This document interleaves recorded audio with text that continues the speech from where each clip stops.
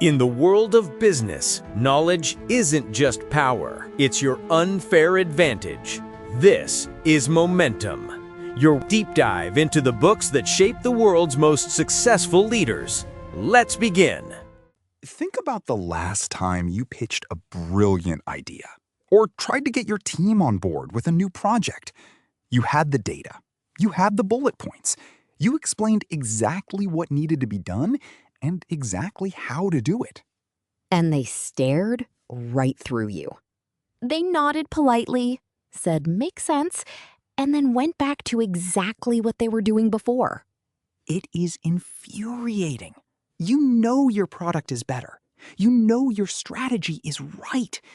So why is everyone acting like they just don't care?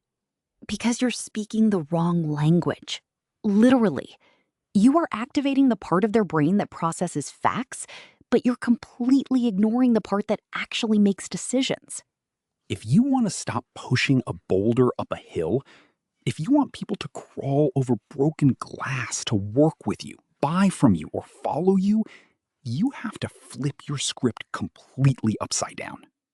This is the core premise of one of the most famous leadership books of our generation, Start With Why by Simon Sinek.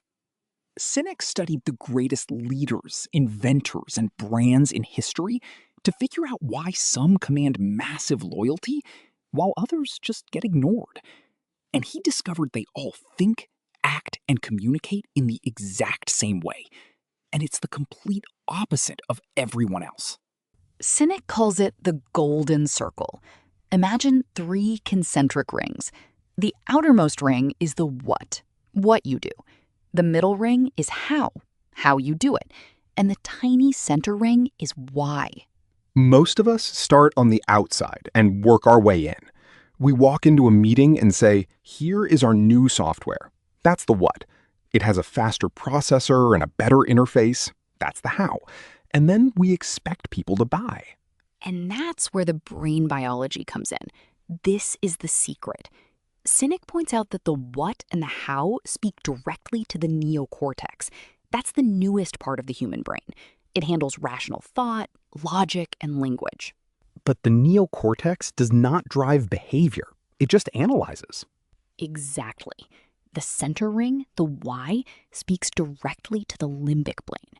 The limbic system has no capacity for language. 0. But it is responsible for all of our feelings, like trust and loyalty, and more importantly, it controls all human decision-making. Wait, let me make sure I'm hearing this. You're saying that when I give a perfectly logical, data-driven presentation, the listener literally cannot use that information to make a decision? I know, stay with me. It sounds backwards. They can analyze the data you give them, but that gut feeling of I'm going to commit to this comes exclusively from the limbic brain. If you don't give them a why, you're giving them facts without a feeling to attach them to. They will say, let me think about it, and never call you back. So how do we actually use this? Because start with why sounds great on a motivational poster, but what does it look like in the real world? Let's go back to the early 1900s, the race to build the first flying machine. If you were a betting person, you would have put all your money on a man named Samuel Pierpont Langley.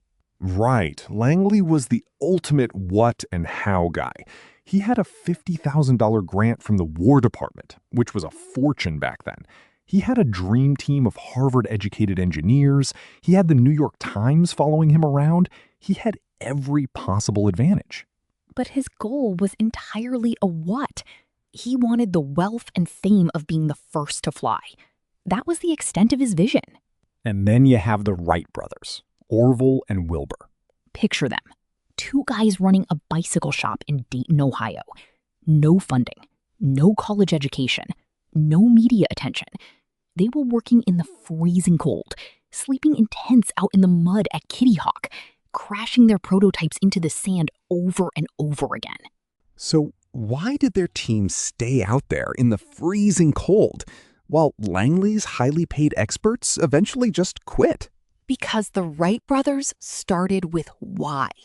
They believed that if they could figure out this flying machine, it would change the course of the world.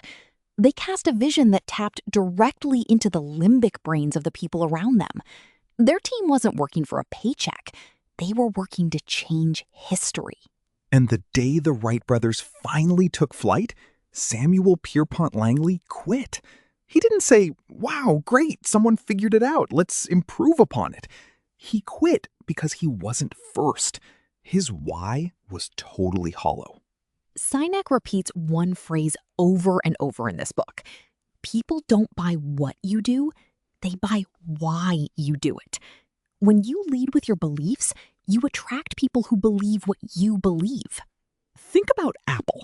If Apple acted like a normal company, their pitch would be, "We make great computers. They are beautifully designed and easy to use.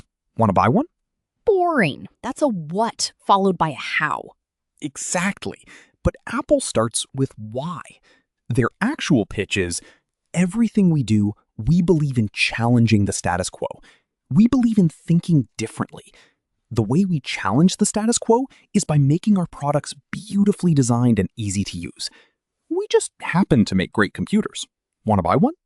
It completely changes how you feel about the exact same product. So think about your own life. How often do you introduce yourself by saying what you do? "I'm an accountant. I'm a project manager. I sell enterprise software." It's a trap we all fall into, but you can flip it. The next time you sit down to write an email, pitch a client, or even ask a favor, stop yourself. Look at your first sentence. I guarantee it is a what. Delete it. Push the what to the very end of the message. Start the email with your belief. Start with the core problem you're solving or the vision you're building. Make them feel it first. It feels incredibly vulnerable at first. You might feel naked leading with your beliefs instead of hiding behind a spreadsheet of data. But that vulnerability is exactly what the limbic brain is scanning for. That is what triggers trust. You don't need a massive marketing budget to be inspiring. You don't need to be naturally charismatic. You just need clarity. You have to know your own why. But clarity takes reps.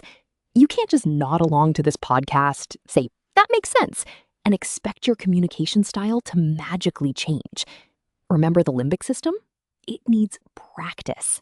Which is why you need to open the Momentum app right now. We've built a specific interactive practice scenario based on Sinek's Golden Circle. It will force you to rewrite your current pitch, whether it's for your business, your side hustle, or your career, starting with the why. Take 5 minutes, do the exercise, and watch how it completely transforms your confidence.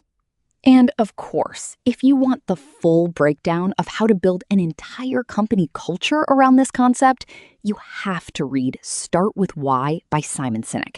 It's a classic for a reason. Stop competing on the what.